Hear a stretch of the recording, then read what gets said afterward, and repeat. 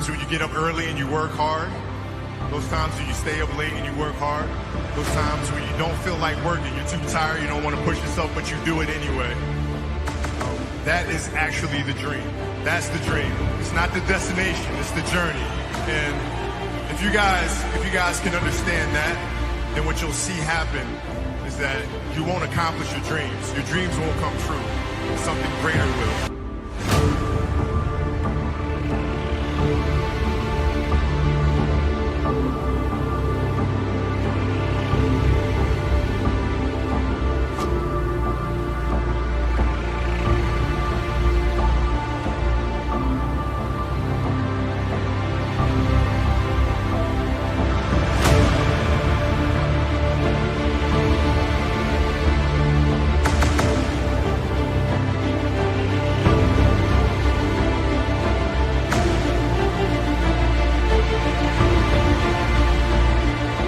Practice, man.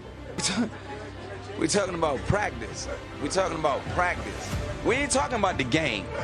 We're talking about practice, man.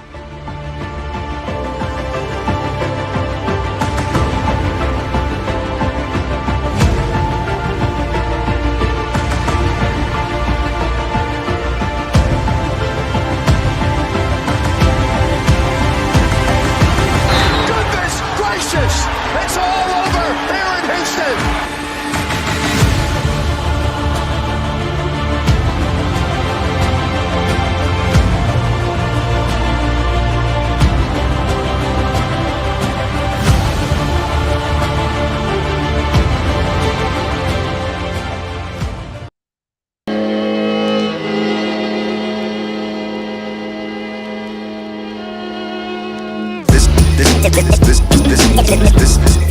This for the buckets. This for the buckets and we sweeping up the floor. This for the buckets.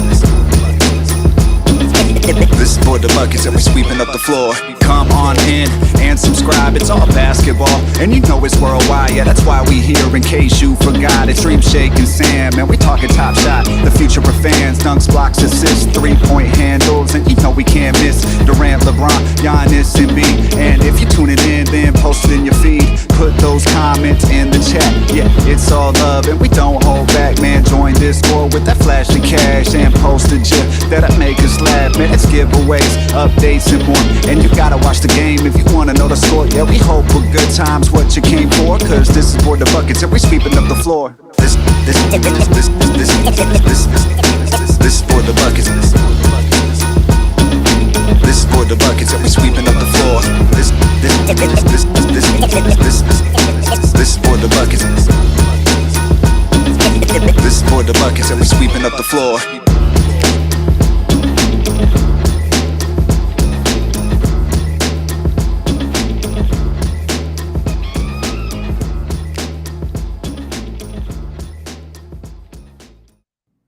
What is going on, everyone? Celtics Top Shot Nation. I'm so happy to do this with you guys. I know, I'm just going to go out there and just put it out front. I am a Heat fan. But like I just told my wife a second ago, I'm an NBA fan first. And so, therefore, all teams are always welcome on the Boards of Bucket stream. And, I got to give a big thanks to Bleezy out here, one of the biggest Celtics fans that I know. He's actually my right-hand guy and set this whole thing up. And so we're talking Celtics a lot in here. And so it just so happens that last season, y'all made it to the finals. A lot of momentum going into this year. I definitely want to talk about it, talk about the past. And obviously the past is super relevant today because Run It Back was announced. And I know there's a lot of people out there who have a lot of thoughts. We definitely want to dig into that. But without further ado, I'll stop rambling. I'm going to bring on the man of the hour, Mr. Billy Topshot. How's it going, my friend? And I'll bring on Bleezy as well. How's it going, everyone? Hey. The man of the hour. Thank you very much. I am happy to be here, Dream Shaker. Pleasure to meet you. B. Bleezy, my man. Good to be with you as well. Coming here to you guys from Lynn, Massachusetts. Just had a nice little dinner with my family today at Prince Pizza, Route 1 Saugus. Bouncing you go there a lot. Who knows what I'm talking about? I feel like just 2 weeks ago you were saying, "Oh, I went to Prince Pizza." Maybe it was someone else in chat, but no, that was probably me, and that was probably about just a few weeks ago. Prince Pizza is just this amazing place. All you guys in the Boston area, it doesn't even matter if you're from the South Shore. you know what Prince Pizza is. You know the iconic Leaning Tower of Pizza on the roof of it, and it's a great place. Kids love it, and Do came you back do from the there. when you go? Do you do the all-you-can-eat special, or do you order a pizza? I just like the pizza. I'm a big fan of their pizza. What kind of pizza is it? Like, what are we talking? I'm in Chicago. I mean, not that there's any like pizza beef out there, but there's Detroit style, there's Chicago deep dish, which isn't really what we eat over here. But what kind of style are we talking? It's hard to describe. It's kind of like a pan-baked pizza, I guess you could say. It's not deep dish though, but it's just tasty. They definitely not. season it well, and I dig it. And it just the thing is, it brings me back memories to my childhood. Every kid in the North Shore, when they played in like a little league or anything, they all had their end of the year banquets at Prince Pizza, no matter where on the North Shore you lived. And there was like a clown there, and they threw pies in your face. And it just brings back such good memories of my childhood. And I just love going back there. So, let's get into that, actually. This is a perfect segue. Billy, you're obviously a pro at this. I've seen you multitask with your kid on stream, running, the Top Shot streaming game. It's hard to do out here in these streets, especially on a day like today. But why don't we dig into your past a little bit and your fandom? What got you into basketball? Whether it's NBA, like what was like your first like basketball memory that's out there? I always have to say that my first one is the squeakiness of, the shoes hitting the court floor. And I'll always remember that like as like the first thing when I'm like a 4-year-old kid. And what was your like first basketball memory? What got you into it? What's your basketball story? So I got into basketball around like the early to mid 90s. We had a basketball court in my driveway, and I just remember pretending, we'd put the hoop on low, and I'm probably like 10 to 12 years old, and me and my buddy would be dunking on it, and we'd be pretending we were NBA players. And I remember he was Jordan, and of course that's like the popular kid's choice. But it was my court, and I had Trump. I could choose whoever I wanted, and Akeem Olajuwon was actually the player I always was. So Dream Shaker, I don't know if that's inspiration behind your name, but I was an enormous Akeem Olajuwon fan growing up, like huge, and because I became a fan right around his back-to-back Finals MVPs. I had the Akeem Olajuwon sneakers. I don't know if you remember what brand even made those. Were they weren't Reebok, were they? No. They were Spalding. Spalding, that's right. I knew it was like one of those like that's right. They didn't make many sneakers, but they had Akeem's, and they were ugly as sin. But I had them, and I repped them because I loved Akeem Olajuwon.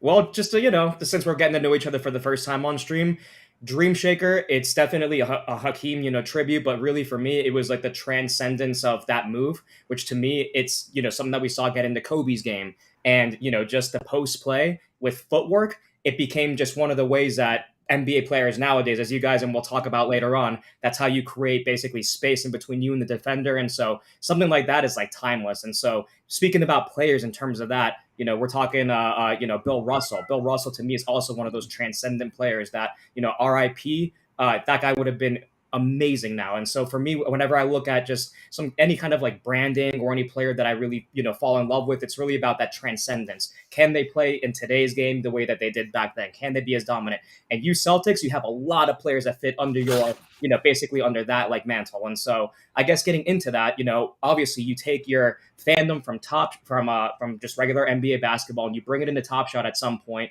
What kind of was like your gateway in there? Because I love to always hear the stories about how we all got into this crazy habit. Yeah, and a habit. That's putting it nicely. So let's see. I apparently signed up for an account in May 2021. Never did anything. Probably was too sketched out to put any money in. August 2021 is when I made my first purchases. And I logged in. I was like, let me check this out again, I guess. And I did. And I must have stumbled on a few moments. I remember one of the moments I stumbled upon is still one of my favorite moments to this day. And it was the Taco Fall handles moment, this 40K. Oh, yeah, that's a fun one. And some of these moments, like I just remember watching, and it brought me back. It I don't know what the word is, but it brought back like my memories of those moments watching it. And I was like, oh my God, this is actually really awesome. I was like, I think I'm going to get into this. And I just started collecting, like the Marcus Smart hustle and show play. I remember watching that play. Yes. The Marcus Smart Top Shot debut when he hit it off of Kawhi's leg. I remember watching that play, even though that was a loss. I was like, man, I don't have a great memory, especially when it comes to sports. And I was like, if this is a way that can help me remember like fun and happy moments and memories, I want to be a part of this. I want this to be a thing.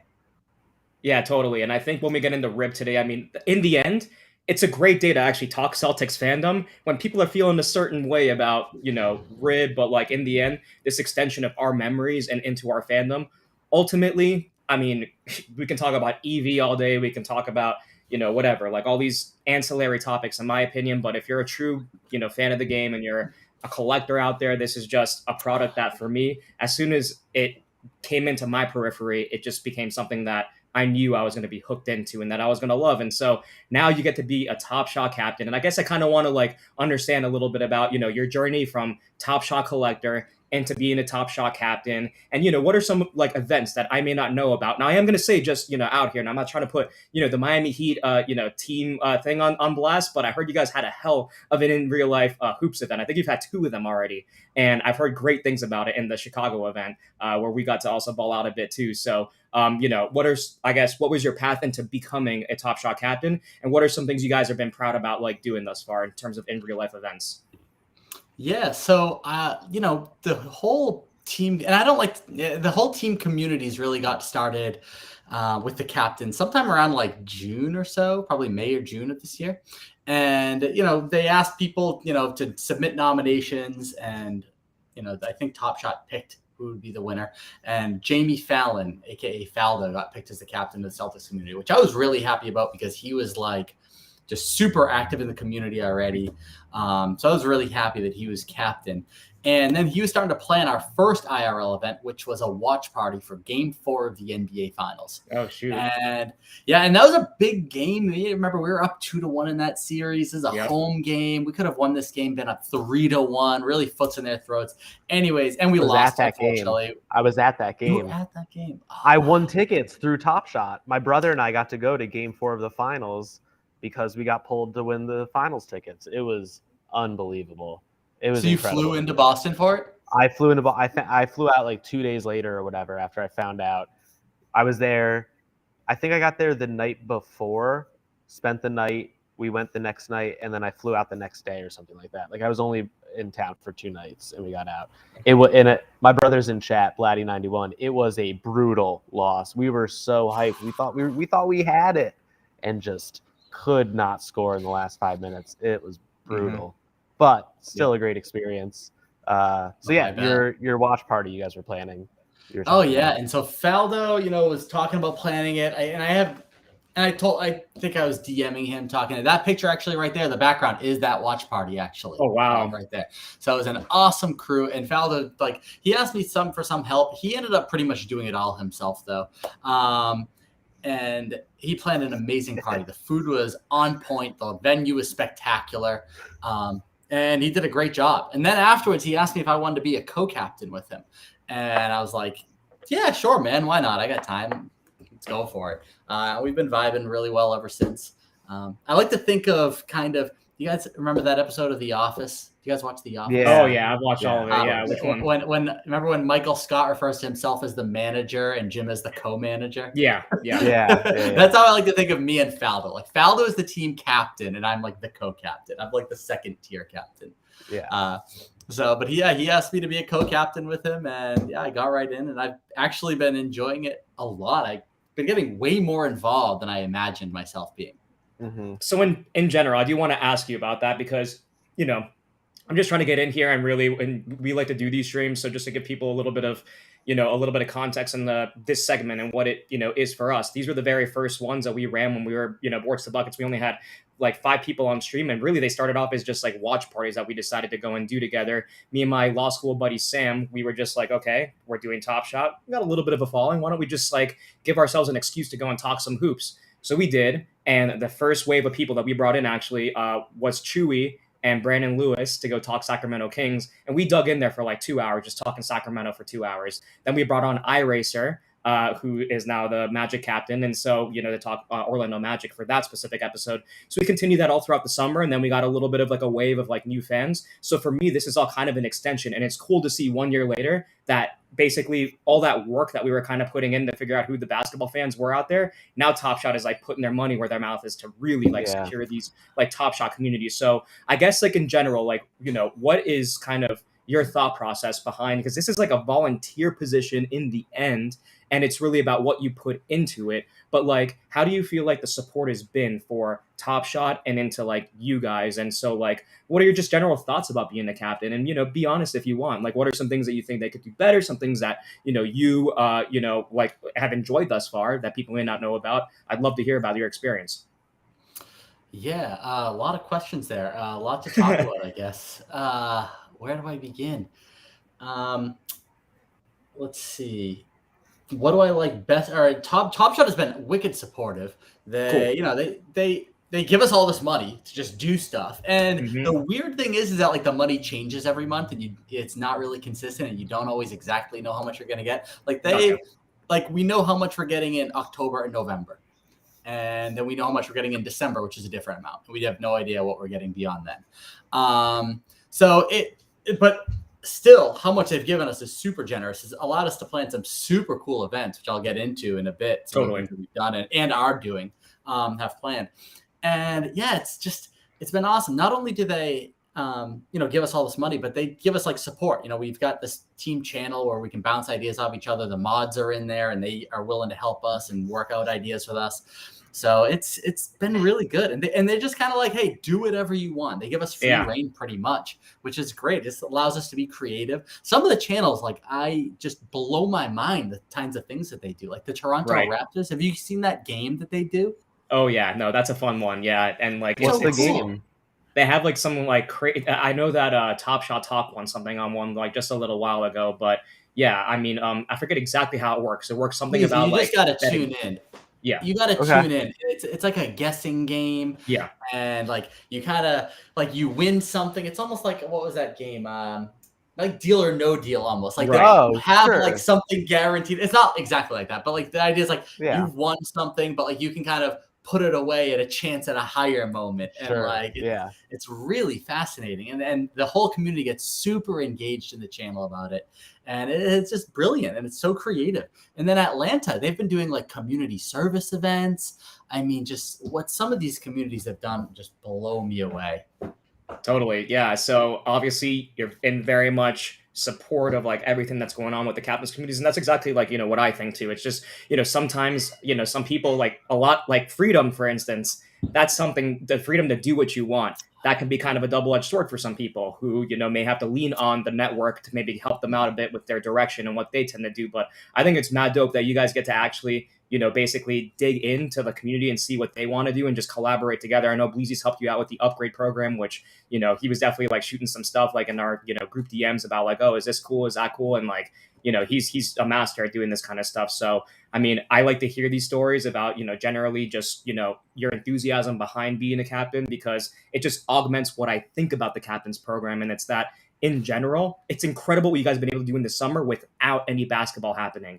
When it happens, when an actual NBA basketball is being dribbled, this is going to be incredible. And so I wanted to layer up this context because now that we got some people, you know, in here kind of hanging out with us, you know, definitely Bleezy, why don't we bring up the rib today? Let's just talk about it. Let's get it out there in the open, because I do want to just layer in that foundation of fandom and what you guys are doing with the captain's program, because in a lot of ways, the ways that we view these pack drops have to keep that into context as well. For instance, Celtic collectors are a very different beast than, let's say, you know, a different team's like set of collectors. You guys have Go ahead, like, just say it. Just Well, throw a team under the bus. you got We you know guys what in teams general. are thinking. There's only a handful of them.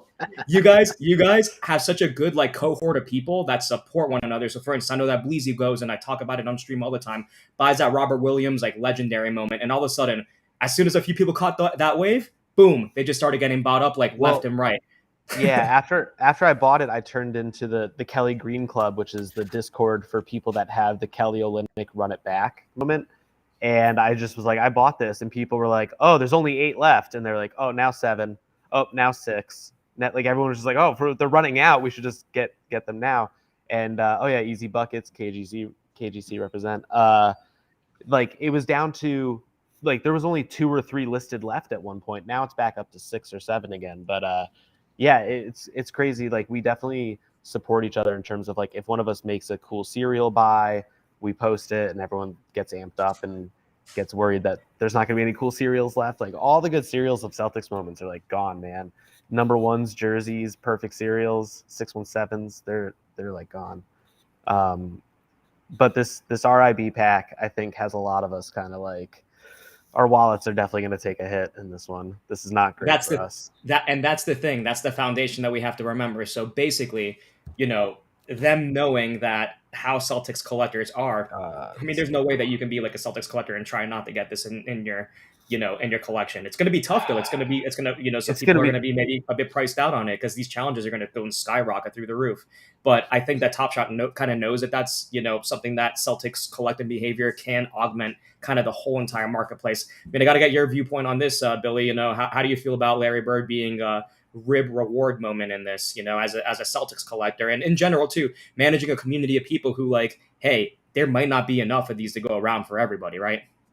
Well, there aren't enough to go around for everybody, Right. that's for sure. But that scarcity is important. Scarcity drives value. Exactly.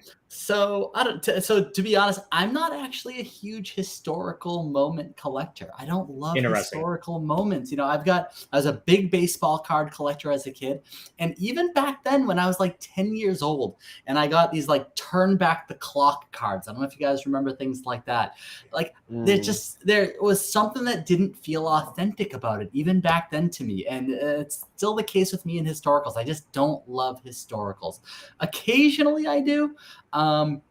Like if it's something that can really like bring back and evoke memories from me, like for example, the KG DTH play, like seeing him in that Celtics jersey make like a beautiful pass, like it does evoke certain memories for me. It's tough price point to swallow for that, but overall it's tough. So yeah, I don't love historicals. As far as Larry goes, I mean, it's really surprising he wasn't a legendary status player. That was really my only take when reading through it all. Okay, so I hear that, but I don't think having a legendary means you are or are not a legendary status player, right? Like, there's plenty of not great players that have legendaries. It is different than what they did with Magic. But I was excited because when the blog first came out, it didn't specify that Larry Bird was a challenge reward. It just said he was in the set. And I was like, this is awesome. Like, so many Celtics fans are going to be able to get this and like be pumped about it. And maybe it's not a $10,000 moment or whatever, but like people are going to get to have Larry Bird's Top Shot debut if you're on Top Shot right now. And then when I saw it was a challenge reward, I was like, oh, wow, no one's are 50 people going to get this? How many people are going to do this thing? It's disappointing. I'm disappointed, just as a Celtics fan. I don't think it's gonna like tank the product or anything like that. I don't think it's like anything like that. But like, I just wish I was excited when I thought I was gonna like be within reach of this thing. It's always a tough pendulum that we have to kind of acknowledge as Top Shot collectors, right? We want scarcity, but we want to be able to have the moments, and it's really hard. But it's really hard to give that to an entire base of people, and so. And I see that we have some folks in here talking about the archive set. So I've been digging into basically just where I am and how I would feel if I was a Celtics fan, but how I feel about it as a Top Shot collector. So generally speaking, I guess what I wanted to like share at the very least is that right now we're all kind of in like this like weird place where we want to see our account values basically not go backwards, right? And so you have to kind of put that in the pendulum of interest in terms of where you place that and this Larry Bird reward moment, right? So when you think about what Top Shot is effectively doing with this reward moment, they're using it to like kill the EV on this pack. And now what I mean kill it in a good way. That means that if you get one of these rib packs, just based on the pure speculation alone, if you go and sell those into the marketplace, then based on the speculative play on like what that Larry Bird challenge will require, and that includes potentially these archive moments, right? Because not the greatest class of players, so maybe on its own, these packs wouldn't do too well. But now that you're kind of dangling this really massive reward out there, now it's going to kind of prop up the whole set. And so that's kind of like the number like crunching behind this stuff. Now, whether I believe that that's the right place as a Celtics fan and what they should do to reward Celtics fandom is a completely different like part of the equation. But at the same time, it's one of those things that we all kind of have to keep it into context that like that's effectively what they're going to be using these reward moments as. And so I'm going to bring this back to you again, Billy. So is this the kind of precedent that you think it will serve Top Shot with their long-term goal, i.e., using these grail reward moments and maybe even sometimes these ribs to prop up the values of the entire set? And I'll use another example: John Morant, LeBron James, extra spice rewards that really propped up that set for a certain period of time, right? And so, like, that's kind of like our like the analysis I think that we should probably take a look at. So I guess, is it a good thing if something is introduced just to prop up a set for a while? Because the more you prop it up to begin with, then just the harder it falls eventually. So I guess the question is that a good thing or not? I don't know. Unless it's Larry Bird, who has his own kind of intrinsic value for people who really chase that reward. Maybe not necessarily to sell it, but for you Celtics fans that are some of the best holders on the platform, if it's ending up in your hands, then it's a different prospect, right? And Top Shot makes a little bit of money along the way because there's a whole different way that they could distribute these rewards, right? Make it into a leaderboard locking reward, right? Maybe skip out on doing Larry this drop, but then you kind of have maybe a fallout in this rip set where like maybe you use Patrick Ewing instead, but it might not be enough to help keep the values up of like these sets. I don't think there's enough Knicks fans on the platform to like push to have Ewing be a thing to like push up a set. Just as a quick aside. Yeah, the Knicks. Like that's a tough prospect, you know, when you look at different players and what they can do. But Larry Legend is Larry Legend, right? So I have to agree with like the original analysis, and that's I don't think necessarily just because he doesn't have a legendary moment that he's not a legendary player. They're probably going to use like let's take a look at his rookie, for instance, rookie Larry Bird moment. That's probably a legendary. That's got his rookie badge on it potentially. And so I think something like that should be a legendary, for instance. And but maybe this particular moment would not be an 86, 87. But I guess like I wanted to ask you, Billy, as well about this. For you to be easy. Do you think though that the first moment of like these highest caliber players should be legendaries? That it should be something that's like valued at like 15K to really cement their legacies on the platform? I don't know. Like that's an actual like question. Some people really are advocating for that today. I'd say no. I don't know. It's hard to say. I'd say no, just because I think of it from like an everyday collector's point of view, and just thinking about eventually these become required for all-time team sets, and if you have a bunch of these, it becomes really, really difficult for people to complete all-time team sets. And I know they said it's not for the faint of heart and everything, but you could introduce legendaries later on that aren't, prohibitive like that. Well, the other thing is we're already kind of, the Kevin Garnett 5,000, like that's the bottleneck, right, for the all time. So, And I think that was a mistake. And I think that was kind of a disaster a little bit. I do too. But like, at least that kind of softens the blow of like, well, it was already pretty hard to have this. It's not like another few hundred people are losing the historic set, and now those checklists don't reset until the end of the series. So like it doesn't like we have all year. You have all year to try to get your hands on this moment if that's what you want. Having it today isn't gonna, or when it comes out, isn't gonna affect your TSS any more than if you get it right at the end of the season or anywhere in between. So I don't know. It's a bummer. But it doesn't hurt quite as bad as the Kevin Garnett one. The Kevin Garnett one hurt worse because I had it all, and then it was just like, oh, only 75, but you're gonna get to keep it. I was like, oh. And you know what else is tough about that too is I've thought about going to get it, but at some point, like he's gonna get a higher mint Celtic, and that moment is gonna get completely rugged of all of its value. Absolutely. So it's just so hard to go get it. Like you could get that thing right now. You'd get like 75,000 team score, the 25,000 bonus, 100,000 extra team score. Now that'll throw you firmly into the top 100 leaderboard, which I've thought about. I'd like to be there, but just the lingering feeling that like, okay, it's going to get rugged at some point. It's going to lose half its value. So I'm going to try to paint. I didn't want to get into the too gritty, just like the worst parts about, like this bottleneck, chasing and Larry Bird. Oh my God, legendary, no anthology. Let's think about it like this. Let's take one step back, a realistic step. right? We got these player leaderboards that have not been introduced yet. There will be some people out there that may be able to be on the X amount placement of a Larry Bird, positioning, right?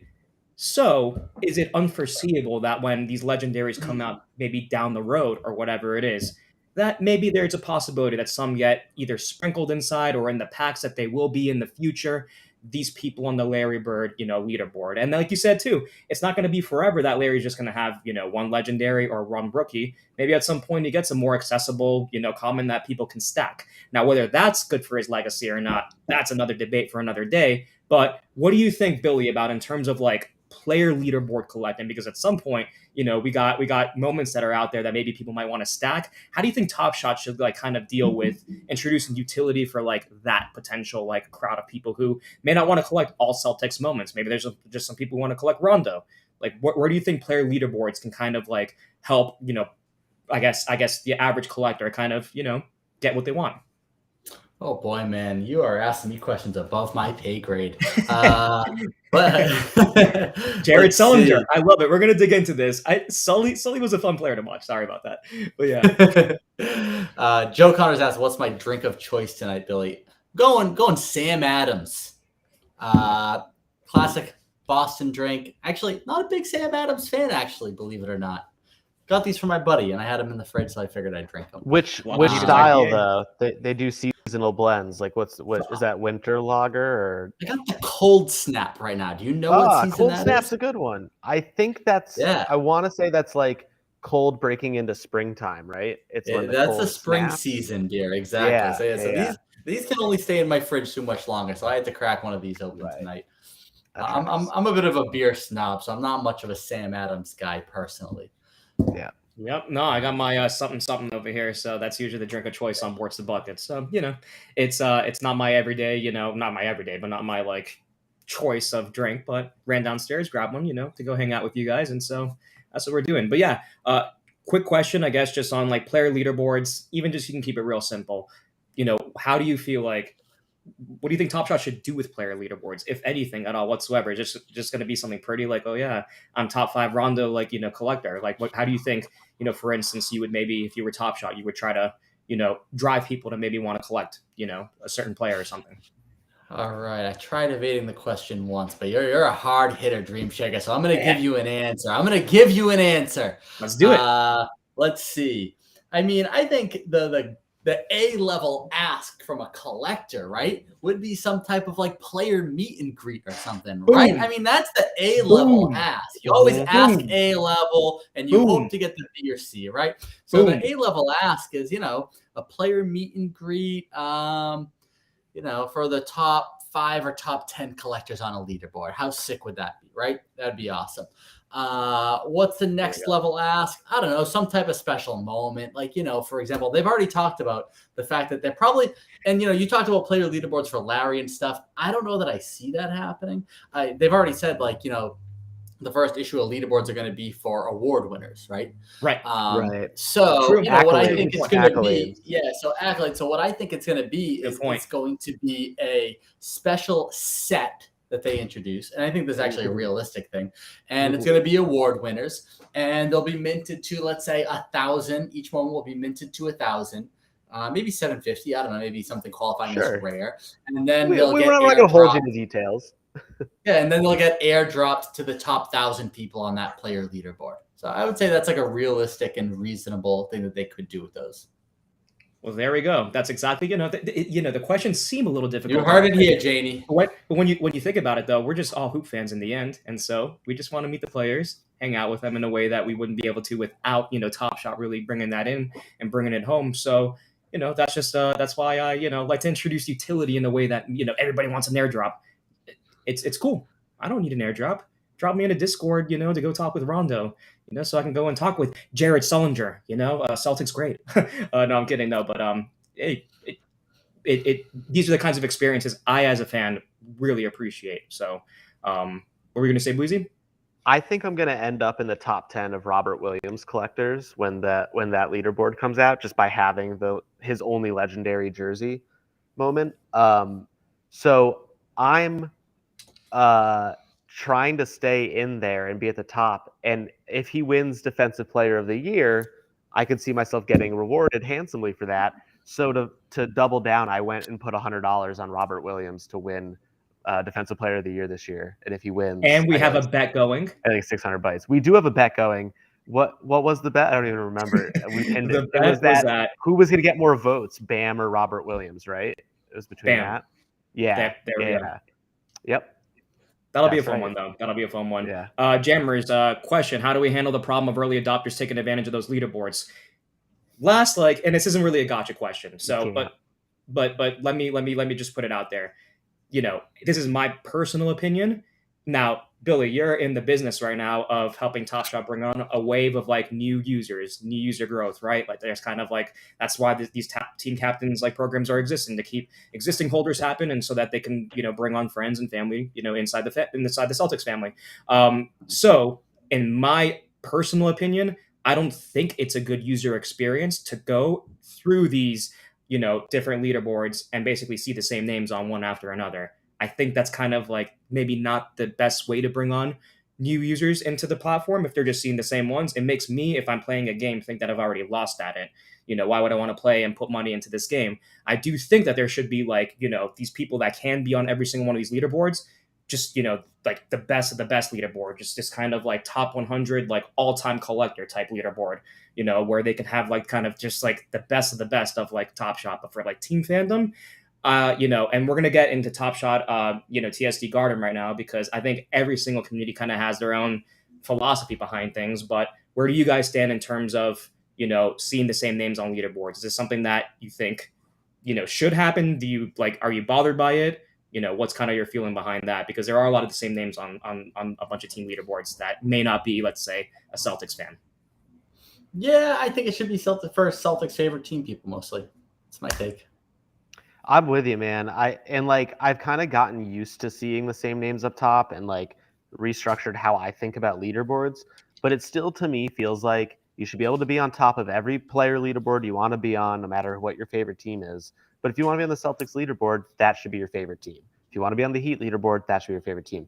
Now, with that said, I have since become a Clippers fan because I'm high on the Clippers leaderboard, and I can go to events out here. I'm in LA, so that's a thing where I'm like, maybe we need to open it up where you can have 2 or 3 favorite teams, so that people who still want to engage in local communities for a team that they're not local to, they can do that. Does that make sense? Like, Yeah. if I want to go to a Lakers event or a Kings event, there should be some wiggle room. But like, to see certain people on top of 30 team leaderboards is like not the most fun.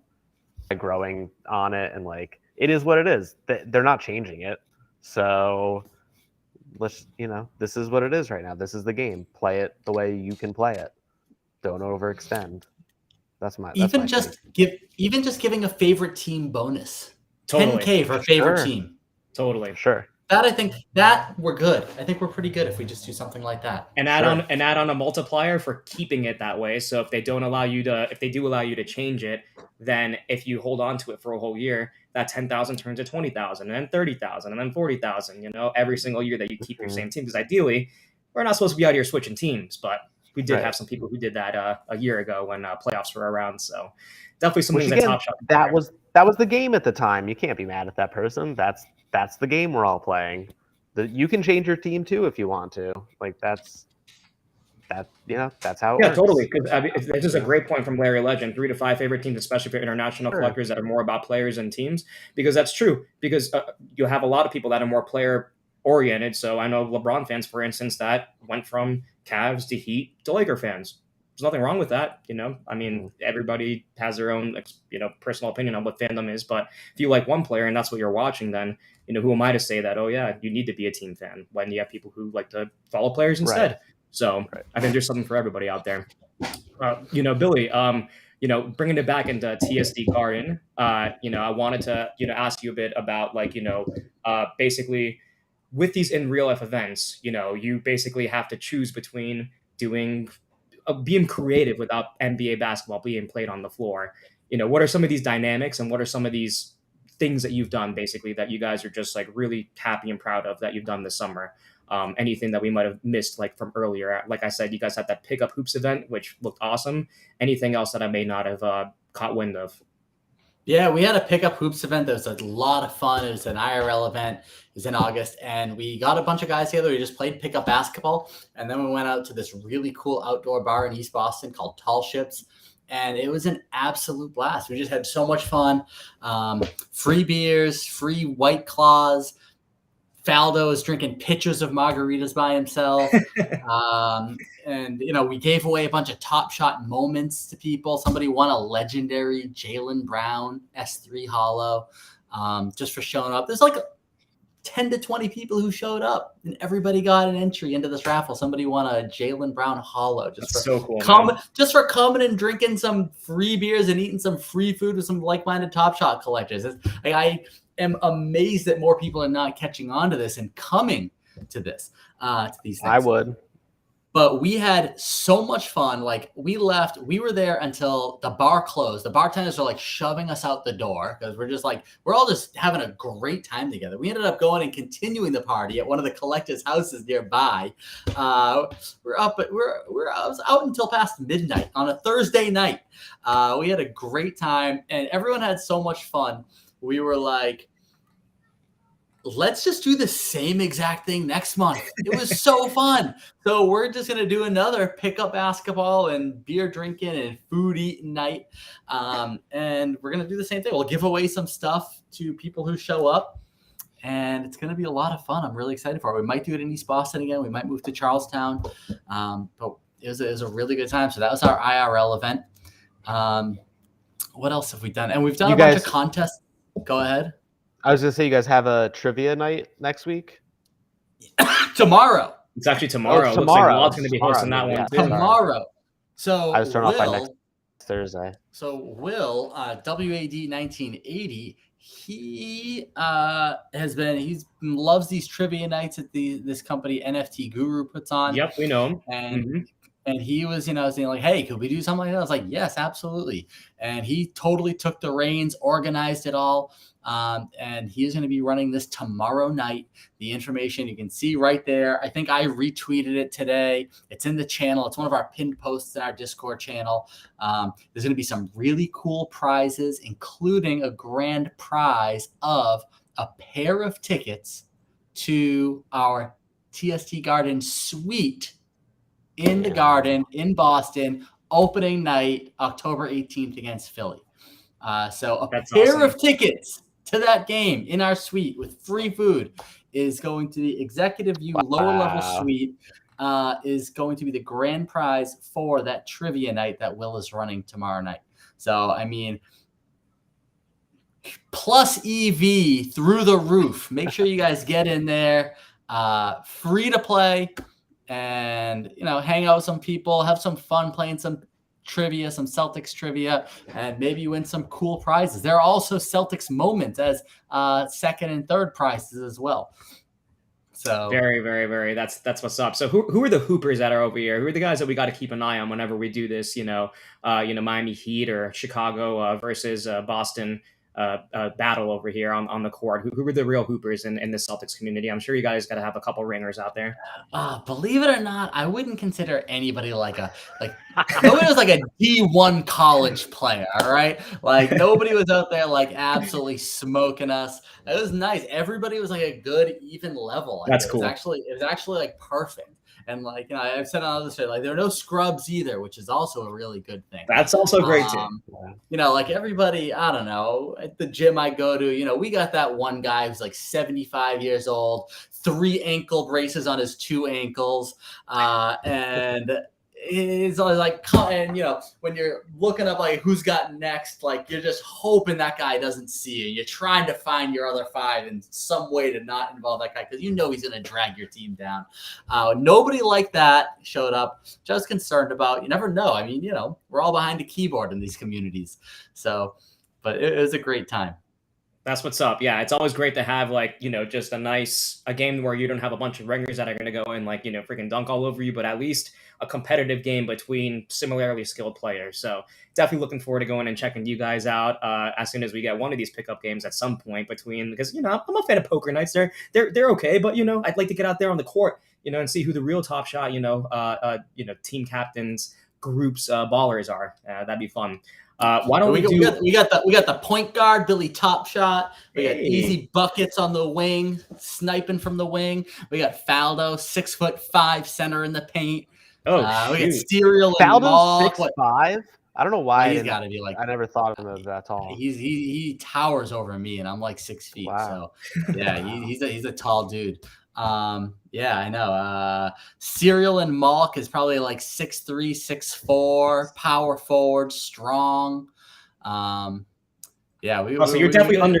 You were like earlier. You were like, oh no, we're not that good. We just got a guy who's like 7'2" in here. So yeah, no, definitely looking forward to doing running that. And it's good to see Wad getting out there. We've had Wad in the Boards and Buckets community hanging out with us and seeing him plug into his Celtics community and hosting a trivia night. That's what you love to see in general. That's what these things are all about. And speaking of which, we got some people knocking here. down Jays on the wing. Yep. Hey. Wad's an athletic dude. I mean, you guys definitely got a bit of competition in here, so I'm looking forward to definitely doing that. I think we've talked about me and Wad the last time that we were kind of exchanging some like comments on Twitter about doing some kind of Heat versus Celtics rematch. We'll see if it happens this season, and we'll get into what happened last year with you guys and an incredible season. I have to go and give my respect hat to you guys. It was really like well played series, and we'll see what happens this year. Why don't we go ahead? So we got some people in here from Greece. It's up pretty late. Why don't we crack open that pack at the very least so we can see what people can win tonight from Extra Spice. Sounds good, y'all. So one thing that we're doing for a giveaway is we're giving away an Extra Spice pack. So let's fire it up. Dream Shaker, I think you are going to queue up the giveaway. Do you want me to break the pack right now to see what we're giving it away? Sure. Let's do that right now. So we can't give away a straight pack. We got to rip it and then give the contents. But we got an Extra Spice pack. You guys remember these packs right here. Let's see. We got some Steph Curry's in here. We got some LaMelo Balls in here. What else is in here? Is there a Luka? Is there a in here, LeBron? maybe? I think there's a LeBron Extra Spice. The LeBron right? is that a challenge or was that the reward or was that? Oh, that might be reward. Or That was there's a also there were reward. multiple drop. Was there multiple drops too? I can't remember. Maybe not. I don't. Could have been. I know I Trae don't- Young is in I'll pull it there. up. Yeah, just pull it up. But anyways, we're gonna rip this baby. Okay, LBJ and Ja were the CRs. Bird Up says Gotcha. Bird Up. We know that dude is all in He the knows Top what's Shot. up. He's a trivia fiend, by the way. Watch out for him tomorrow. I've seen him in those NFT Guru streets, and he's in there constantly, freaking, getting Yeah, at the they top talk of the about him in the trivia. Clippers channel too. There's a Clippers trivia event tonight, and they're already talking about, well, Bird's just gonna win it all. Yeah, Bird up knows. Wow, that's impressive. He gets And- around. Oh, and then also too, just to go and let everybody know, if you're watching this on stream, we got just a gift on behalf of Boards to Buckets to you guys, Celtics community, a free NFT that'll go straight into your Dapper Wallet. Just keep it as like, a nice courtesy, free for everybody out there to go and have and to play around with the Dapper and Flow toys out there, technology at our disposal, right? That's what we like to go and flex a bit sometimes is the full ecosystem of Dapper and Flow on the blockchain. So let's rip this bad boy. Let's rip this pack open and waiting for All something. right, let's do it. Let's see what somebody wins. And we're gonna pick one winner for all three. Is that what we're gonna? Why don't we do what? Well, we can either do that or we can roll 3 different winners from like a wheel. It's up to you guys. I think we should just give one lucky winner a pretty sweet pack. Sounds good. Let's do it then. All right, let's do it. All right, first moment is Clippers. Nick Let's go. Boom. My second favorite Really? team now, the Clippers. That's true, Bleezy. All right, Nick Batum, serial number 56. Oh, you only get one Extra Spice and 3 comments in here. Oh my Yeah, goodness, what was I thinking? All right, let's go through these comments. What do we got? A 26K looks like a wizard. Kyle Kuzma. Cool. All right, a little dream shake down there. Little bit. I like the Alright. edit. I like the edit on the Hezi, the fake spin move. Oh, and guys, to retrieve this, all you need to do is just be hanging out in here. We're going to give you guys a keyword, and then we'll roll you guys on the wheel, and that'll be that. So nice and simple. So another trade ticket, Ben McLemore. All right. Little handoff. Pulls up for the 3. Bang. All right. And the last one, the extra spicy moment. Let's get a staff. Utah Jazz. That's going to be Donovan. Yep. Donovan Mitchell. All right. Cavalier Donovan Mitchell. So just out of curiosity, the extra angle is good here. The next angle is really, really good. The next angle on Caruso. Wow. Oh wow, that no look in the corner. He really shakes Caruso. So, anyways, all right. So we're done. We got the 3 moments, and I should stop sharing. That way, you guys can spin this wheel. We'll do. So what we're going to do is we're going to have the keyword, and it's going to be TSDGARDEN. I'm going to go and drop it in here on the break pod. Went and said it, but that's going to be your word of choice. And then I'm going to show you guys how I do this right now. So just give me a second. Sharing our screen. Going right here. I'm entering. So this is for the full pack. So yeah, it looks like you guys are definitely getting in here right now. Just kidding. I'm not entering.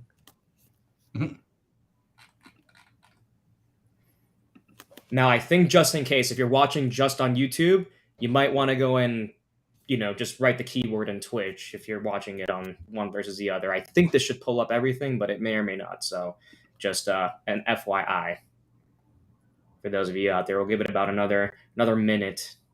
So I know we're going to be digging into more Celtics. But, how do you guys feel, both of you, in terms of the Cavs and getting Donovan Mitchell? Do you think it moves the needle a bit on the East? I'm pumped about it because I made a bet with a buddy at work before the trade. I said the Cavs are going to be in the top 8 of playoff seeding at the end of the season. Oh, that's easy. I bet $100 on it. And now they got Donovan Mitchell. So, barring some injury, I'm winning that bet. But otherwise, yeah, it definitely makes the East more competitive for sure. Not being a 1 or 2 seed in the playoffs is going to suck in the East. Yep. All right, let's see. Yeah, very high in the Cavs. I think Evan Mobley is the real deal. I think he's like a franchise building block cornerstone, real deal. I think he's the kind of guy that just got to make everybody around him better through his whole career, like Tim Duncan, in that kind of way.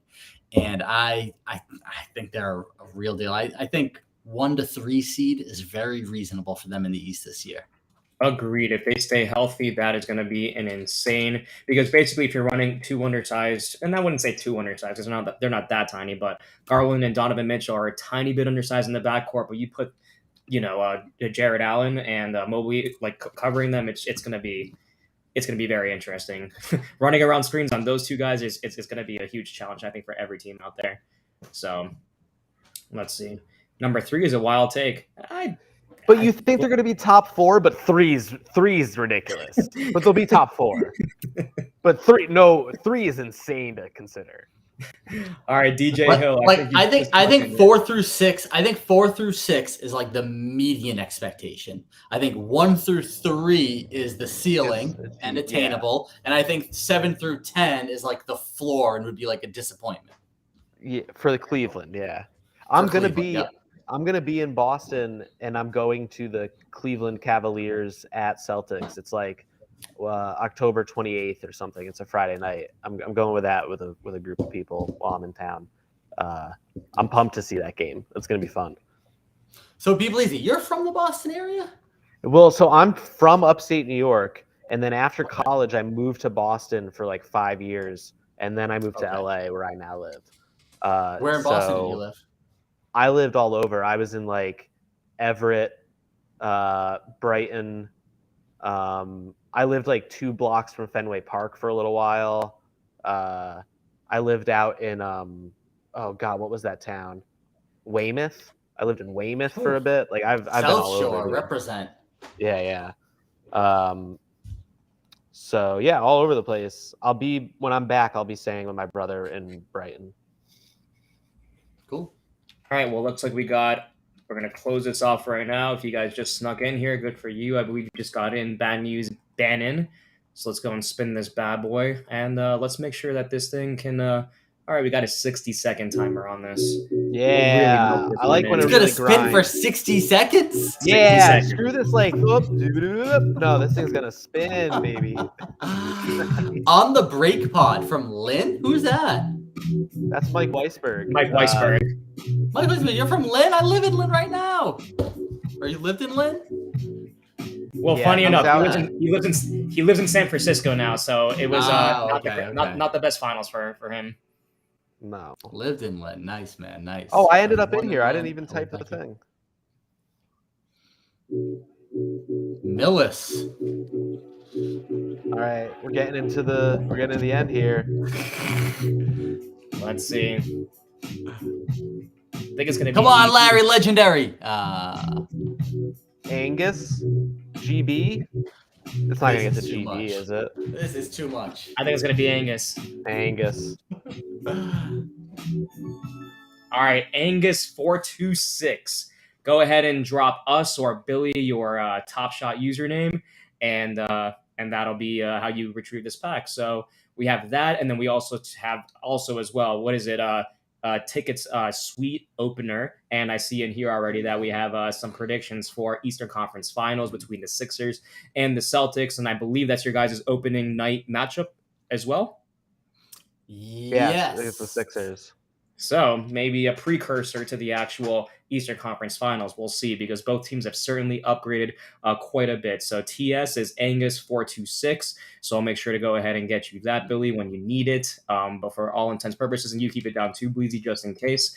Let's keep grinding and getting through the next iteration. And so basically, I want to dig into, basically you have your audience in here from the Top Shot Celtics community. Want to walk a little bit down just like memory lane, just a small little tidbit in the past. What's it called? In the 80s, obviously you have Larry Legend, and I know Mike is trying to dig in here on our, rib takes. We had it earlier in general. We can dig in a bit more if you have any questions, Mike, but the 80s was all about Larry Bird, Kevin McHale. Who are some of these players, or anything that, you really, maybe even somebody I'm not even thinking about right now off the top of my head. I'm thinking like D Brown, and then like the slam dunk contest, which was always one of the best ones with, arm covering his face as he goes up for a dunk. What are some memories from the 80s that you think, are something that maybe a lot of us don't know about, or just what are your favorite moments from the 80s?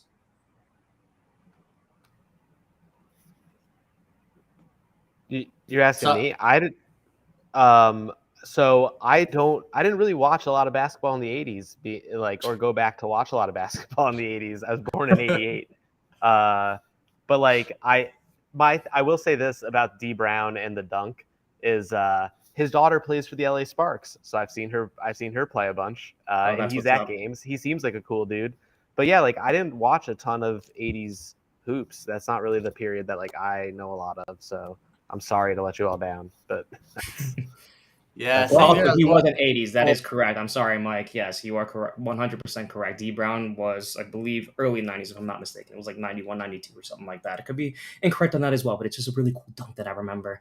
What do you got, Billy? Anything from the 80s that, like, what would you love to see on Top Shot? Rib moments, like anything out there, 86, 87 season that comes off the top of your head. I never watched any hoops during that time. I didn't watch hoops start hoop until the 90s. So like I said, the RIB, like the best thing that historical moments for me can do is evoke some memories. Yeah.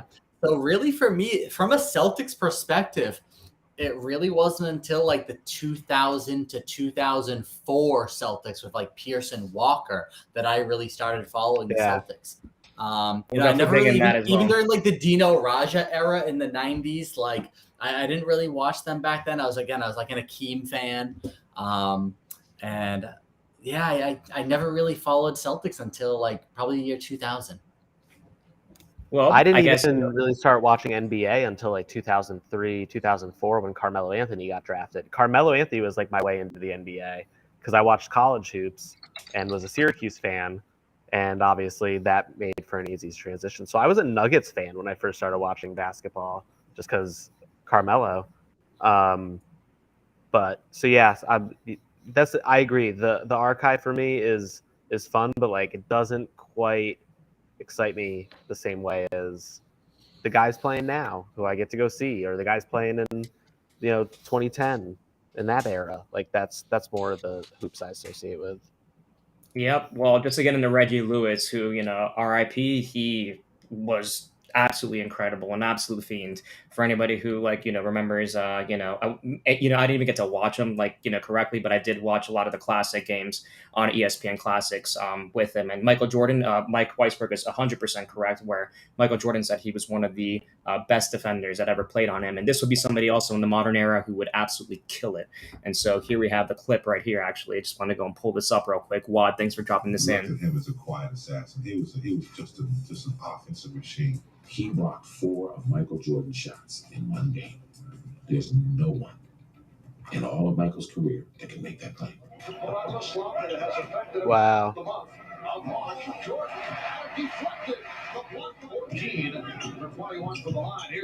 Look at this. Yeah, wow. The ability to be able to stay inside, but look at that length on him. Look at this. Look at this. Yeah. I hope this wasn't a trivia question tomorrow night, Will. Well, hey, if it no, is, you then get that's some actually output. good. If You you get tune some into the stream today, then you'll have a little bit of a heads up for tomorrow. Check this out. This one's fun. Oh, wow. The bird rejection.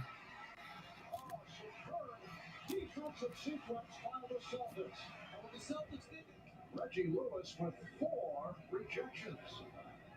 It shows what a job he's done on Michael Jordan. Pippen for 3. Oh, that's just the announcer saying 4 rejections. Keep it alive. He was going to be just, man. Wow, Wad was actually at this game? That's ridiculous. No way. Holy crap. That's wild. That's ridiculous. Yeah, Reggie Lewis and Len Bias. That's actually why I wanted to kind of bring up the 80s, because when we talk about what could have been in the 80s, we're talking also to Kevin McHale and his broken foot. We're talking Reggie Lewis. We're talking Len Bias. There are so many what-if moments in Celtics history where, one could argue you would have had probably like some of the most championships had a lot of these pieces just kind of fully functioned and worked out. Bill Walton. You had some injuries in there as well. You can just go up and down the list of what-if moments. So it's good to see some people in here that remember a bit of history. So when I think about Celtics in the 80s, for me, the story has always kind of been, the what-if. So amazing history, amazing championships and moments that you guys had out there. But I almost think what if, holy crap, you could be talking about, one of the best dynasties in all of sports, Bill Belichick style in the NBA. So just want to go and bring that up. But yeah, tragic stories, but glad to see a Reggie Lewis shout out here. Billy, I have a question for you. What play have you seen, of the Boston Celtics actually playing, you were there for the game, that you would want to be minted as a moment? Oh, wow. Great question. Or is there a play that comes to mind? Sure. So let's see. Yeah, okay, this one for sure. A couple Phil, when we talk about historical Celtics, some of my favorite moments that I can remember, one that I would say one of the earliest, if I had to pick a historical moment for Top Shot, I think my favorite one would be, do you guys remember the Paul Pierce, Al Harrington showdown? It's back in probably 2002. Yes, yeah, where he's just talking shit to him the whole time. Exactly. And just dribbling. And he's like, I'm going to make this shot. I'm going to make this shot. And then just rips it.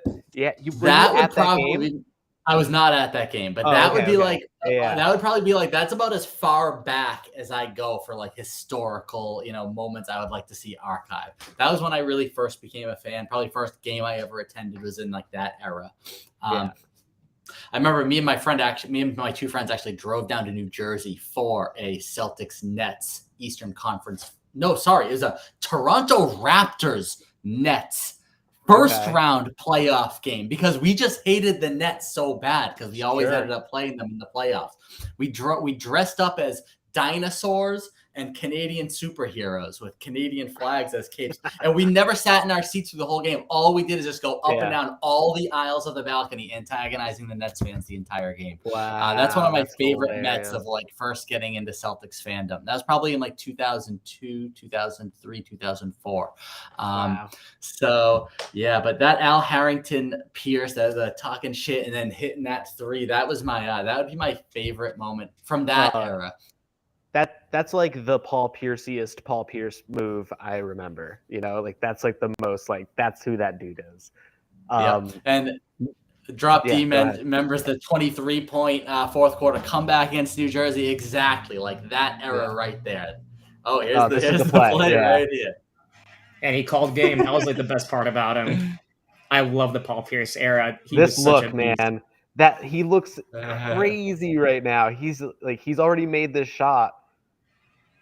It's just so wild. And the best is the post game. Yeah, two competitors, going at each other and trying to find the edge. But I just got caught in the moment. I really can't tell you exactly what I said. Yeah, no, that's an incredible moment.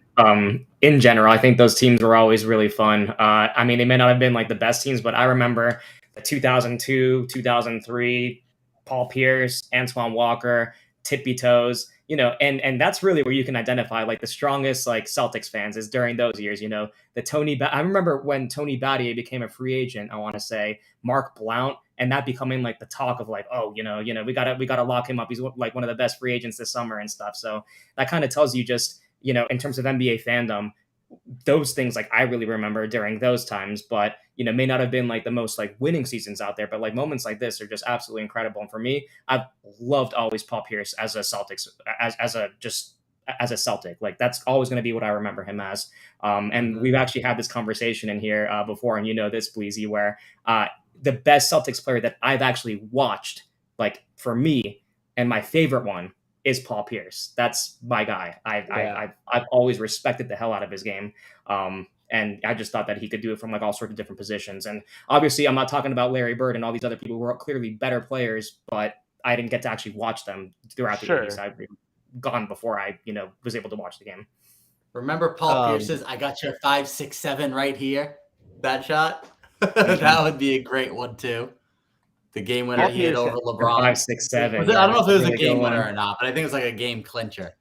That was a great one. And DJ Hill mentioned in the chat the player melt Pierce versus LeBron Game 7 2008. That would be awesome. Not EC, round 2. I was at that game. So that for me, you were at this game. I was at that game. Yep. So that would be a huge one for me to have. So I was leading up to this, and so I got 3 right there, right?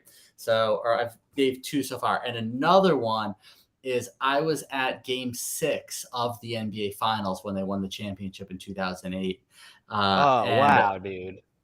And there was a KG putback like near the end of the first half where he just jumped up and no, it wasn't a putback. I don't think he just like threw the ball into the hoop and it was an and one. And it was absolutely awesome. There was another putback he had over Pau Gasol in another game. And those 2 moments for me, were huge. Or maybe the Pierce 3, the first 3 he hit in Game 1 when he got back from being wheelchaired off the court. Sure, that's a huge moment, right? I was at that game as well, and I was sitting across. I had season tickets that year, so I was sitting across from the players' aisle. So I could see him coming out, and everyone just started to go nuts after the arena got deathly silent when he went down, and everyone went nuts, and he took that first 3, and I remember just having no idea if it was going to go in or air ball, and it went in, and the crowd just went crazy. That's one of the things that I loved about Paul Pierce is him on defense. I mean, that's just the thing. He was just a dog, always just freaking, messing with people every single time. He'd not be able to match him in athleticism, but damn, like would people miss around him? He just did it on LeBron here just a second ago. But I mean, we're talking about and one of the best scorers that I've seen in my entire life, just from all 3 levels of the court, 3-point shots, that step back midi game, from around the basket to not too savvy. And really, when you talk about in terms of like a player comp, I mean, all that James Harden deceleration, which makes him such a great scorer. Paul Pierce was absolutely amazing at just, going and slowing down and then being able to pull right back up. He was just a savant when it came to scoring the basketball. I absolutely loved it. And so, yeah, these are some of the, like, I remember this game. LeBron in this game, like, had such a tough time scoring around the basket, but it went like very close, like towards the end, where I forget, like, so at the end of this, what ends up happening? I think it's Celtics end up taking this game, right? Yes. Wait, this is game 7 of the round I believe 2? it's game 7, yeah. They take this Yeah. and the series. They kind of change the trajectory of like what ends up happening post-career, or not post-career, but post-series right after this. Let's see. Yeah, this is 2008. Yep. Yeah, so that was game 7. It was awesome. Just the elbow jumpers. It was all in the fourth quarter going back and forth. It was incredible. That's the thing. He was just pure IQ. I mean, that's one of the things that maybe Paul Pierce didn't get enough credit about, is just his IQ of the game, just from both sides of like the, of the court. And even, though he went to, the Wizards after, and he went to the Nets after, he still found a way to be able to stay in the game for such a long time. And with, as we have correctly pointed in here, not a whole lot of athleticism, but it was just really, truly his knowledge of the game that I absolutely love. Where do you rank him in terms of, Celtics players of all time? I feel like he doesn't really crack a lot of like all-time Celtics lists for a lot of people. For me, he definitely does, but I'm obviously biased because I actually got to watch him play throughout my life. So where do you guys kind of rank him on that? Yeah, I mean, I'm biased too. Like I said, I haven't watched Havlicek play. I didn't really even watch McHale play. I mean, I've seen lots of Bird highlights. I mean, I'm just not equipped to be this Celtics historian, unfortunately. Gotcha. Sorry to disappoint you, Dream Shaker. Oh, no, you're good. Wish I had more for you. In terms of other Celtics players that provided quite a bit of dominance, I myself was a huge fan of Rajon Rondo. And, I thought that he was like, and still to this day, hopefully he'll carve out like a nice, coaching career when it's all said and done, because he was one of the true savants of the game. But, what are some of the other guys from, I guess, like this era, as we get in past like the 2002, 2003 era with Paul Pierce, Antoine Walker, some of those tippy toe 3-pointers that we all know and love from like this era, like anybody else who like you would say like all time, favorite guys that you love to watch? I was a huge Rondo fan. Yeah, I've got his jersey actually. And just a huge fan. I mean, so creative. When the big three were starting to fade, Rajon was taking over games, posting triple doubles every playoff game, it felt like. Wad mentions Isaiah Thomas deserves some props. Oh man, Isaiah was great too. But yeah, Rondo was great. Yeah. So, one thing I also wanted to touch upon too, at the very least, obviously you guys got Malcolm Brogdon this year. That's a huge get. You had an incredible season last year. And so what are your kind of hopes for this season as we kind of just take a nice little foray back into like, more recent times right now? Yeah. So for me, when this season ended, I was not like that upset about it. We've got such a young squad. We've got such a young squad. I was just ready to run it back. I was very happy to just run it back with everyone we have. Another year under Robert Williams, another year of improvement under Jason Tatum, Jaylen Brown, Grant Williams. All of our guys are young except Al Horford. And, his game, I think, is going to kind of age gracefully. And I just wanted to run it back with the same squad. So to basically bring back the whole squad and add Malcolm Brogdon to the mix, like I was afraid. The one thing I was afraid of is I didn't want us to mess with our team identity, which is defense, unselfishness, right?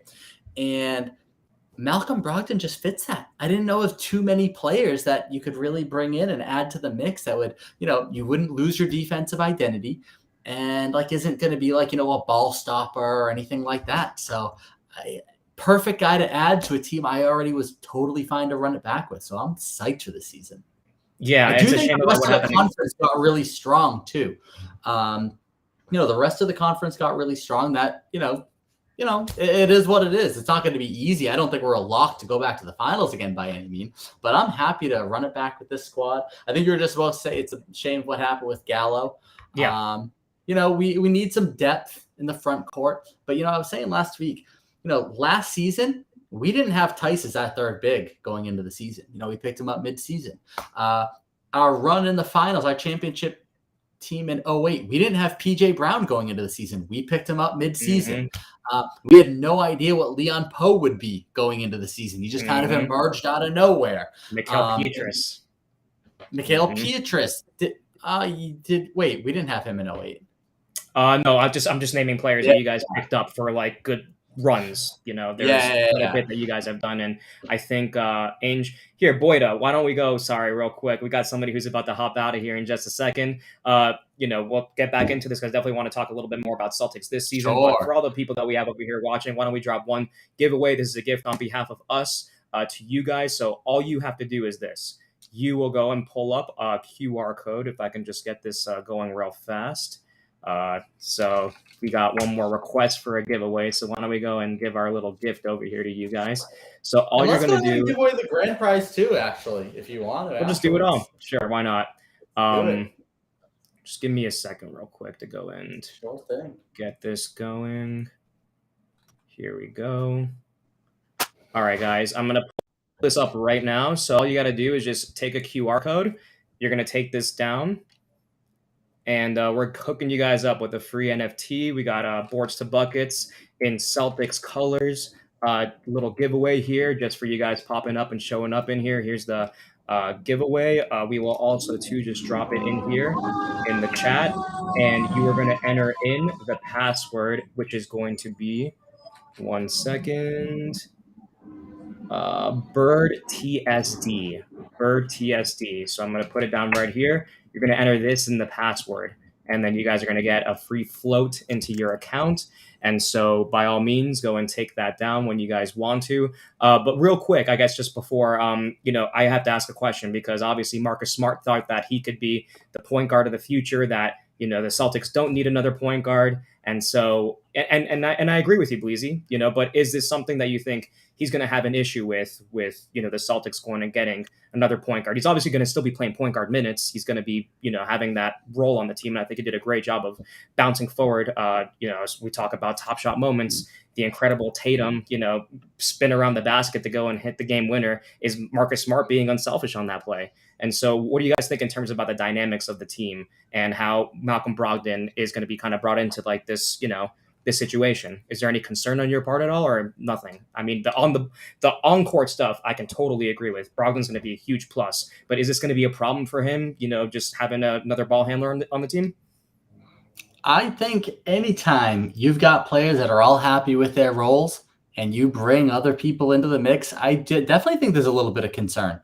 I think we've seen it in many teams over the years, in all sorts of different franchises. So, yeah, I'm a little bit concerned, but it's something they're going to have to work out, and I hope they can.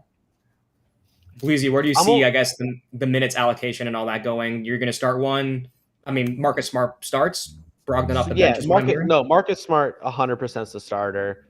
Brogdon's even said he's ready to take the bench role. Like, that's the thing that's reassuring for me, is that Brogdon is saying all the right things.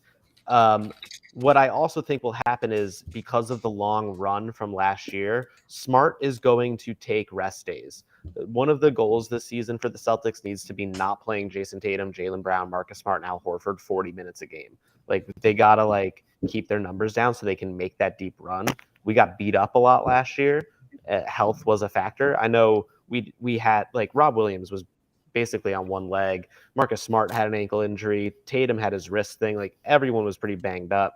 So Smart's not going to start every game because he's going to be taking rest nights, and that's when Brogdon's going to come in, hopefully, and start for us instead.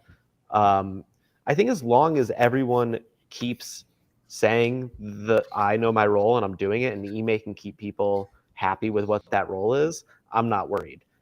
When Marcus Smart has a bad shooting night and the Boston fans start clamoring for him to go to the bench, I could see the radio people talking about how it's a problem. But as long as Ime can keep everyone focused, I don't think it's going to be an issue for them. Yeah, and I think in terms of what you guys have done as an organization, one of the ways that you kind of keep just everyone happy is that, you know, you obviously built a culture of having Brad Stevens now GM, former coach. Ime's hugely, you know, pivotal in terms of what you all do in the locker room. But there's really just like this culture of I think sacrifice and selflessness that you guys have seen manifest last year. And so I think it's going to get worked out. Maybe a little bumpy at the beginning, but I would think that you guys are probably, so let's do some predictions now. You guys going number one? Are we going to go complete homer pick here? Or are you guys thinking, 1, 2, like where are you guys thinking in terms of like predictions for this year, Celtics? I'm going to go at least NBA Finals. I don't know about 1 seed because I think we can win on the road in a Game 7, so I'm not worried about that. But I think NBA Finals. NBA Finals. All right, guys. You heard it. I just think, man, the team they became in the second half of the year, if they can pick up where they left off, I think we're gonna steamroll people. But there was a concern in here, and I do have to say, in terms of giving, I guess, Tatum and Brown a little bit extra, I guess, help throughout the year, load management, concerns or anything like that. Who should we be looking at as maybe stepping up on the wing this year? Now that, not that Neesmith was going to help give a lot of minutes away, but, he was one wing out there. So who are maybe some other players that you think can kind of step into a role this year and give those guys a few minutes off the court? I think Sam Hauser is one that people aren't quite thinking about, not in their mind. And I think we're ready to give him some minutes. I think people are going to be surprised by that. Sam Hauser then. Yeah. Okay, well, we're gonna see more Sam Hauser minutes. Whether or not he becomes that guy, I think we'll see. I think if he's not that guy, the Celtics have moves they can make. They have a couple traded player exceptions they can still use, and I do think that they're willing to trade some pieces if they have to. And they have a real good friend in Utah who's looking to get rid of a lot of people. So there's moves to be made. Someone will come out of the work. It will be Sam Hauser, Luke Cornett, or someone who's not currently on the roster. Right. That's what. Yeah, and Mike, I'm not suggesting that wing is the issue on the court. Of course, you guys have two of the best wings in the NBA, but it's health, right? Towards the end of the season, you guys, it was tough. You could see with Tatum on the court, right? So there's going to have to be someone throughout the year that steps up, and so I'll definitely be looking at Hauser over here. I also think you see Brogdon play some small forward, and I think you see Grant in the 4 a lot. I think we're going to see a lot of Grant Williams this year. That's where I was kind of going with in terms of you probably see a bit more Brogdon in some lineups with Smart, which can do a lot for, if Smart wants to play point guard, cool.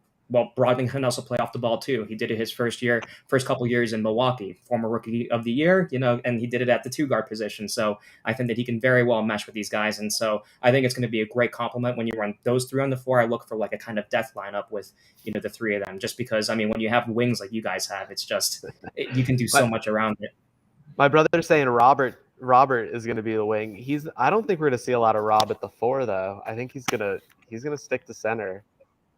But this is an interesting take from Drop. I think Grant is getting traded, and it's an interesting conversation because you got to pay him. That's the thing. You either lose him for nothing, or it's yeah. Pay that man. Pay that man. It's gonna be an interesting thing to go and keep an eye on.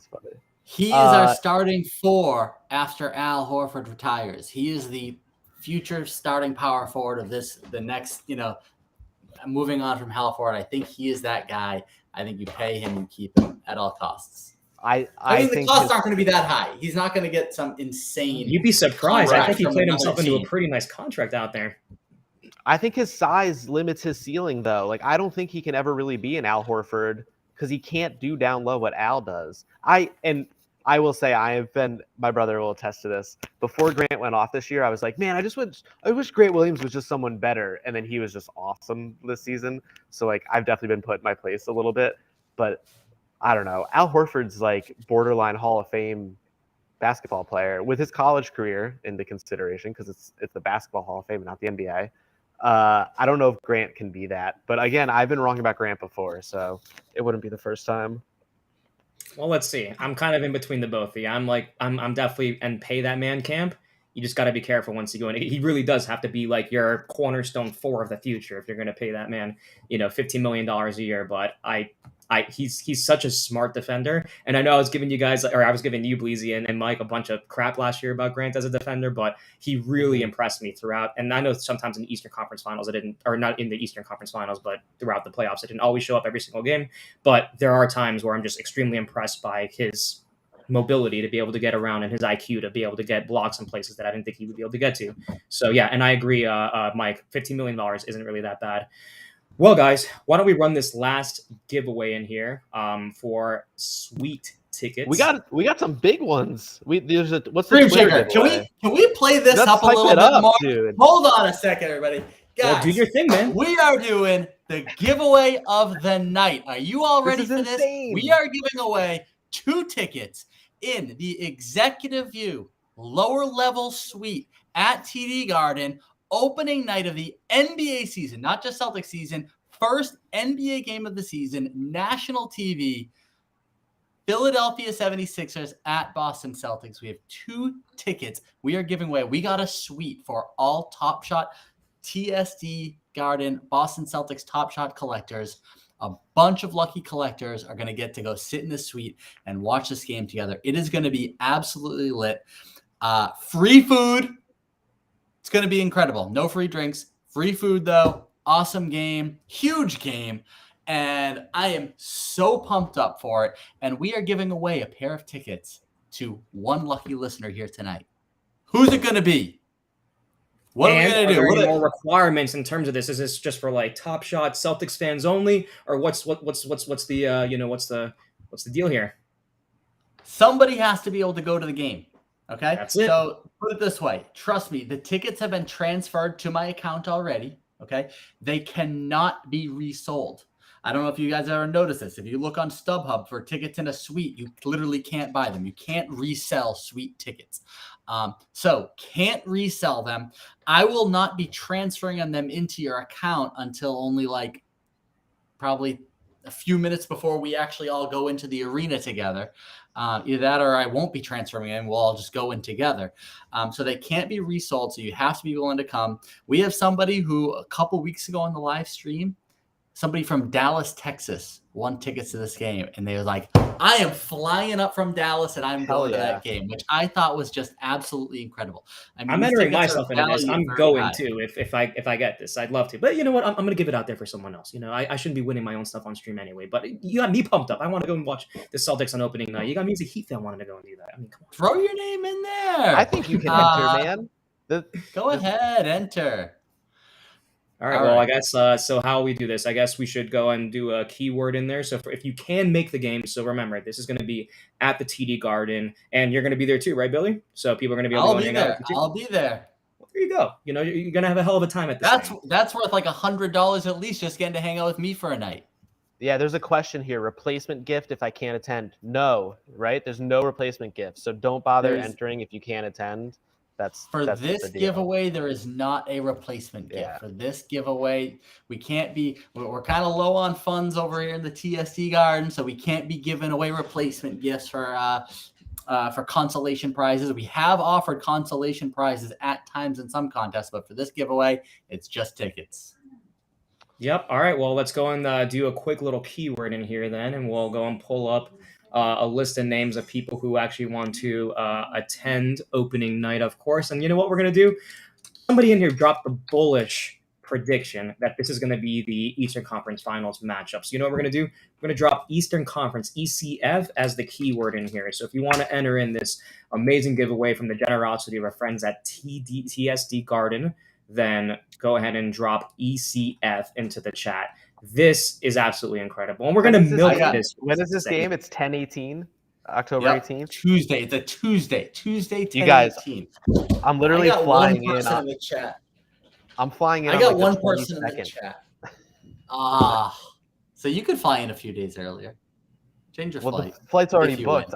It's going to be hairy, but I mean, yeah, I'll just fly back to LA and then fly back again. It's not. I got one person in the chat I am really rooting for to win this. One Is person. It Blatty 91? I'm rooting for Blatty 91. It's not Blatty 91. Platy 91. All right, so let's see. Looks like we got so far 20 people in here right now. Ooh, 1 out of 20 chances. Come on, Larry Legendary. Let's go. Hey, a Top Shot pulling for PH. Larry I believe Legendary. you're all the way over there in the Philippines, so if you win this, that'll be awesome. Let's see. I'll be happy with whoever wins. I'll be really happy if Larry Legendary wins. He says he's flying up from Brazil to come if he wins. From Brazil. How awesome is that? And he's always in the channel, always, bringing good positive vibes, taking part in all the stuff we got going on in the chat. Larry Legendary. Great Larry asset to Legendary. the How community. many Daniel Tice playoff moments do you have now? You're one of the ones who's stacking all those, right, Larry? There's like there's 2 or 3 collectors who are. It is amazing. It is so good when he dunks on Giannis's face, or the pass. Yeah, that was great. 178. Larry Legends has 178 Daniel Tice playoff moments. He was huge against Greece. Yes. He's the bottleneck for S3. That's why there's only moment in S3. There's only 8,000. True. It's a sneaky little bottleneck. Keyword is ECF. Only enter if you can be in Boston on October 18th, because we are doing the Twitter giveaway tonight also, which I think is another pair of tickets to the same suite. Is that right? Yeah. I think you're muted, but you're not. Oh, there you are. Yeah. Crazy. Yep. Dude, seeing some other good names in here. I forgot. We got Will in the chat, Serial and Malk in the chat. Lots of people I hope to see as potential winners of these tickets. Go hang out and watch the game. Wormy Cake's in the house. Good to see him, and he joined in late. I didn't think he was going to make it tonight. 10 pairs of Celtics tickets, I believe. Is this the one? Yep. So I think this one is still going on. Let's pull that all up after. I'll talk through it in detail, and we'll give that away. Sounds good. I'm getting antsy. I'm on the edge of my seat here. I want to know who is going to be at opening night. All right. I think I got everybody. Oh, no, you're Uh, good, man. You're good. I like the energy. A Top Shot PH is saying we can pull his name off. All right. I think he says, okay, skip my name, I think is what he's saying. Easy Buckets. Jacob, Larry Who Legend. wants it more? I'm forgetting all the people that are here. So I can't see the list of all the participants either. So On the Break Pod. PC Ragnall. I think we got everybody. Q Master, Ravenor, R. Fleming, Tallman James, Wad 1980. We got Wormy Cakes with the small slide in here. And I think that should be everyone. All right, cool. Let's do this. Dream is on the wheel. Dream is on the wheel too. All right. I'm on here. Wouldn't that be something? Oh, is this another minute-long spin? Yep. Gotta milk it. All right, what should we talk about? What are you going to eat in the suite? What are you going for? You getting wings? You doing a burger? Hot dog? Yeah. We're either going, we got 2 options. We have a casual option of like chicken tenders and hot dogs, or like a more formal kind of thing with like a pasta and something else. I asked Faldo what to do, and I don't know if he answered me yet. But chicken tenders and hot dogs. I like the chicken tenders part, but I also like something else on the other one too. So I don't know. Yeah. We'll see. Wait, Mr. Elvish Piper, did you win tickets to this? I think we're looking at like DJ Hill, maybe. Wormy Cake. PB, I didn't see your name on there. I think he pulled it up. Maybe he pulled it off. Oh! Wormy Cakes. Oh my goodness. Wormy Cakes. Wormy You said it Cakes. last second. Wormy Cakes. Going Wormy to Cakes. opening night, baby. How are you feeling, Mr. Cakes? Congratulations, dude. That's awesome. Well, let us know, first of all. Confirm that you can go to opening night. He's going. I know he's going. I know Wormy Cakes. You know Wormy?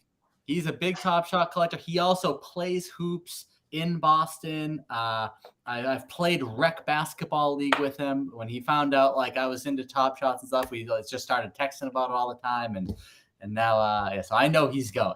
That's what's Nice. up. All right. Well, good to have like the That's real awesome. fans getting in there. And so that's awesome. Congratulations, Wormy Cakes. You are going to opening night in the suite with Billy, with the whole TSD Garden crew. Mr. Elvish Piper. Yeah, that's what's up. So yeah, man. That's incredible. This is so cool that they're doing this and actually like running these segments now. I mean, it's just so different. I think this is worse than losing the finals. That's great. But hey, how many of these things are you guys giving away like throughout the year? So is this just like a big opening night thing? You're gonna guys have like more like what's the whole thing going on with tickets this year? Let me screen share and let's talk about it. And that'll actually lead me into the next giveaway we're gonna do. So let's fire this up. Am I screen sharing right now? Can you guys see my Twitter account? Yeah. All right, cool. So we are giving away 10 pairs of tickets to the suite between now and season tip-off. Okay, so we did a giveaway that concluded tonight, which is a Twitter giveaway. We're giving away another pair of tickets to the suite from this Twitter giveaway. The idea was to drum up some Twitter followers, and I think we got like about 70 followers or something as a result of this contest, maybe even 80. So we added some followers. Beautiful. And basically, here was the idea. All you had to do is like and retweet this tweet that I showed and follow TSD Garden to be eligible to win. You did have to have a minimum of 10 followers, and it couldn't be like a new bot account. It had to be an account created before this contest was announced. And we're going to draw the grand prize, a pair of tickets in this suite. So another person, they may or may not be in the stream, could be anyone. Someone else is going to win the opportunity to go to this game also. Now, this was another contest open for anybody. If you cannot attend this game, this will have an alternate grand prize of one Celtics moment of your choice valued up to $100. Okay. Wow. And then we will spin the wheel again, and we'll pull a second prize. So someone who is also going to win an Al Horford S3 MGLE. Oh, damn. Nice moment there. And third prize is going to be one of my favorite moments on the platform, the Jason Tatum 2022 Playoff Challenge Reward. So, these are the prizes. And let's see. So I guess, should we go ahead and just get ready and start giving this baby away? Let's do it. And I'll let you control the wheel this time. All right, cool. So I can, give me a second. I just kind of want to be able to see some things that I'm doing. All right. So I've got this Twitter giveaway thing here. Make sure I'm still logged in. And it looks like I'm logged in. All right. So I take my tweet here, put it in here. The retweets are all the eligible winners. You got to have at least 10 followers. You got to have at least an account that's 3 days old. You have to have liked the tweet, and you got to follow the owner of the tweet. Great. So now let's see how many people are eligible. We had like 186 retweets of this tweet, which were pretty good, 100%. But some of them didn't follow all the other qualifications, so it's going to get whittled down a little bit. We'll see how much. 160 users that liked the tweet in addition to retweeting it. Sorry, I can't all show you guys the list of everybody. We won't be able to see who's on it and who's not exactly. That's okay. We'll trust the bot. So we have 134 people that are eligible, 134 Twitter accounts that are eligible to win. We're going to hit this button, start, and we're going to see the first winner is also winning a chance to go to opening night. Let's go. Bang, bang, bang, bang. Who do we have? Always Da Vinci. Always. It's If always you're Da here, Vinci. Congratulations. If you're not, I'll reach out to you. I should probably write that name down somewhere so I don't forget it. Always Forget Da it? Vinci. You just What's forget that? it. Who won? I don't remember. Oh, That's looks you? like he's here. Is that really? He's here. Yeah, B. Da Vinci, here. PT. I was just kidding, man. We weren't gonna forget you. Definitely, we're not gonna forget you. Yo, congrats. That's what's Da up. Vinci PT. Yes, congratulations. Congrats, We always dude. That's love awesome. that. Opening night. Can't wait to Let's meet you. go. Hell yeah. Are you going to Love be to see coming, it. Da Vinci? Are you in? Or are you taking the $100 consolation prize? You let us know in the chat. I would definitely go, man. If it's possible, go to the game. So it looks like he's probably debating it right now. I Oh, can't he go. can't I'm from go. Portugal. He's from All Portugal. right. All right. So that's just another pair of tickets that will get pushed back into another later contest. So hey, Nice. the pair of tickets are still there. They're still there to be given away. I don't want to rerun it just because it's a good chance we might get someone who's not here in this. Let's come up with chat something else. Let's come up to something else to do. So anyways, we're going to have lots of other content. I'm always open to contests and giveaways, like the one Wad brought up about doing the trivia contest tomorrow night. We're giving away another pair of tickets tomorrow night at the trivia contest that he put together. So, lots of tickets will be given away. So what else? We're going to be doing... We have another prize to give away, the Al Horford S3 MGL. Right.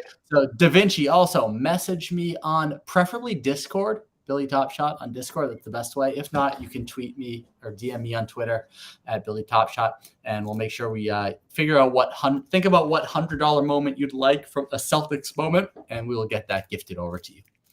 All right.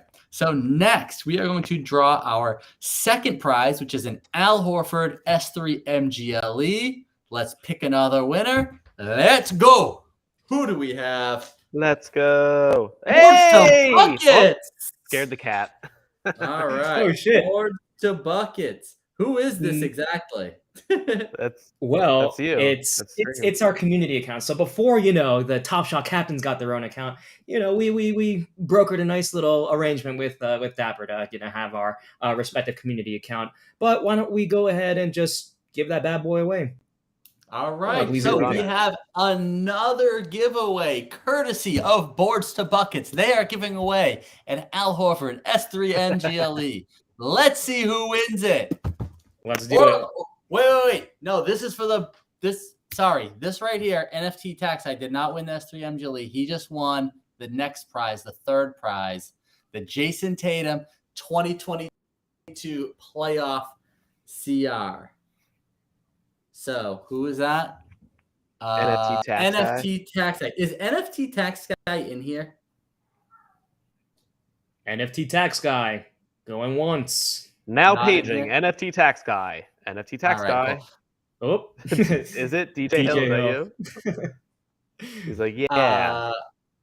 So I was gonna say, if NFT Tax Guy was in here, then we could give him the MGLE. But however, since this is you guys' moment to give away, I feel like it should not just be it should be people given away to a random Twitter retweeter. I feel like you should be giving this away to somebody in your DJ channel Hill is claiming that is him. So it is. He's LOLing and he's talking about tickets. Never mind. I don't know if DJ Hill knows what's going on here. DJ Hill, you got to pay attention, pal. So all right, DJ Hill, we're gonna give you let's see. All right, DJ Hill is serious. He's serious. All is him. It is him. So we're giving DJ Hill, NFT Tax Guy, the Al Horford S3 MGLE. You guys good with that? Is that what you want to do? He's here. He's in the community. That tracks. All right. Sounds good. All right. Now we'll do one more winner for the Jason Tatum Playoff Challenge Reward. Spinner up. Who's going to win? Velvet Hoop